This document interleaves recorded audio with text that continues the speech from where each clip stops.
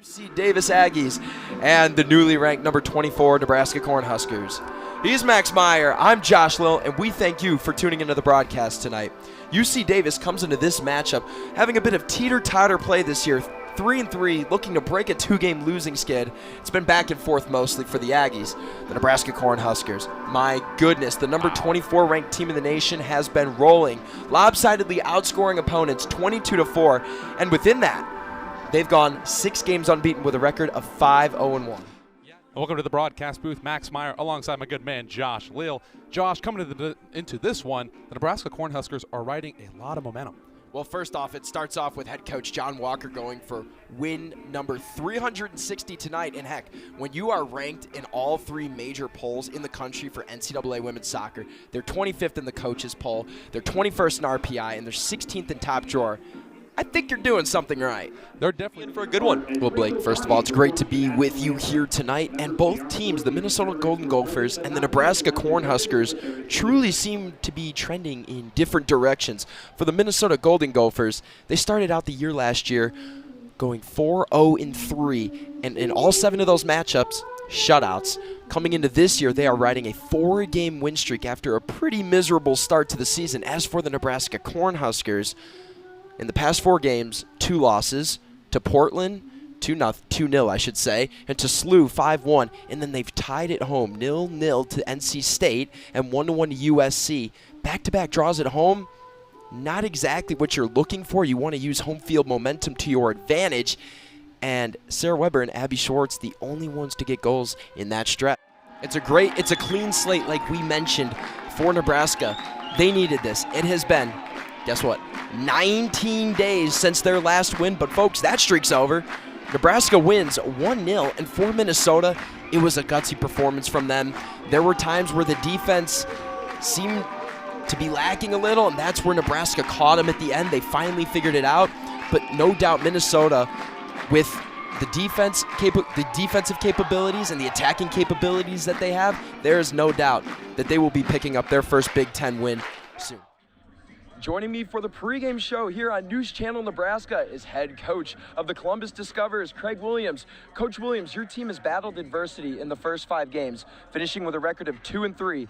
What have been some bright spots in those first 5 games? Well, this group of kids plays extremely hard. I think up front, we're led up front by a group of kids that have been playing a lot of football the last few years, and I think we play a physical brand of football, and we easily could have been, 3-2 or 4-1. We had a turnover bug in a couple of those games, but for the most part, we take care of the football, and we're going to need to do that tonight against a very good team.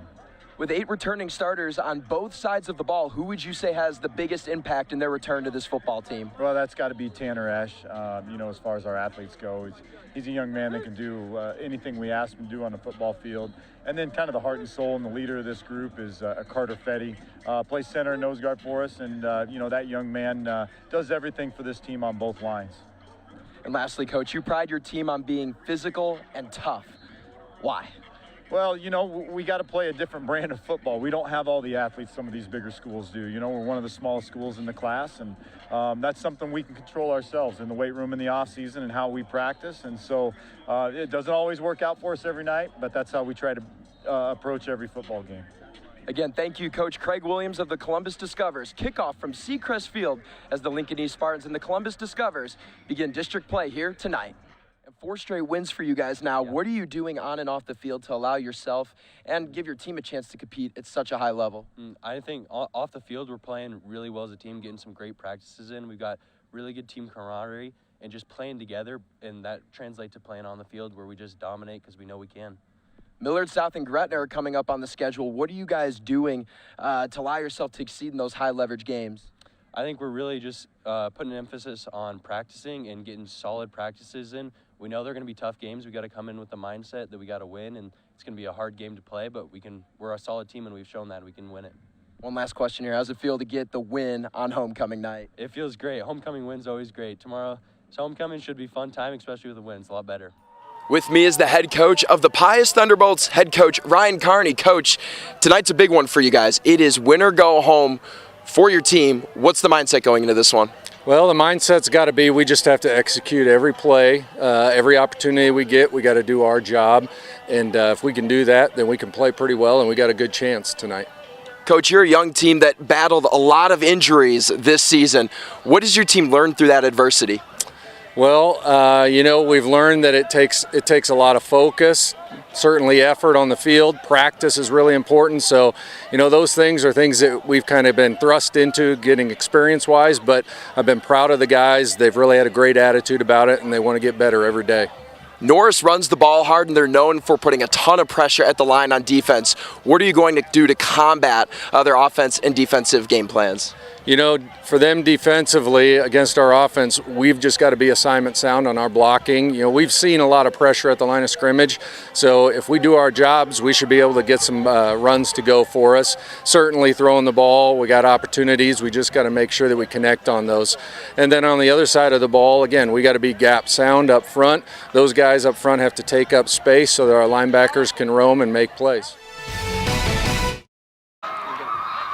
Welcome back to Norris High School. Fourth quarter action set to take place, but I'm going to take you back to the first half when I spoke to the athletic director of Norris, Mitchell Stein. I asked him about the Cancer Awareness Night theme, and he said he wanted originality. The student council put this together, and they didn't want to just raise awareness for breast cancer. They wanted to raise awareness for all types of cancer and put an end to this terrible disease. Heck, Pius even got in on the theme wearing pink. It's amazing to watch two schools come together to raise awareness for cancer. Brandon and Andy, back to you guys.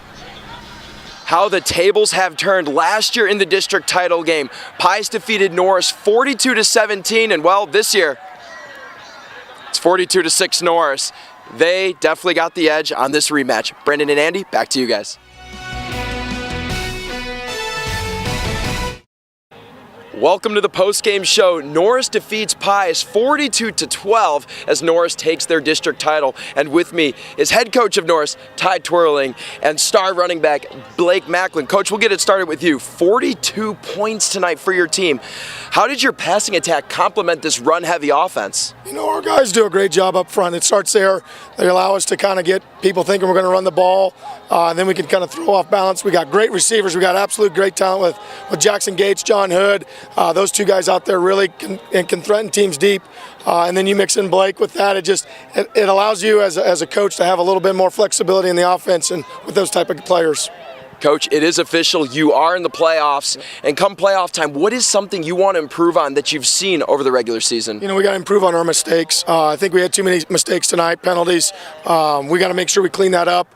Some missed assignments at times, but mostly the penalties. We just got to clean up, play execution football, and make sure that we are putting ourselves in a better position. I think it's fair to say the player to the right of me, Blake Macklin, had a pretty good performance tonight. How easy is it to coach someone like that on your roster? Blake, his sophomore year, he got in a little bit for us. He dropped a pass right here in the end zone, and we went right back to him. We trust him.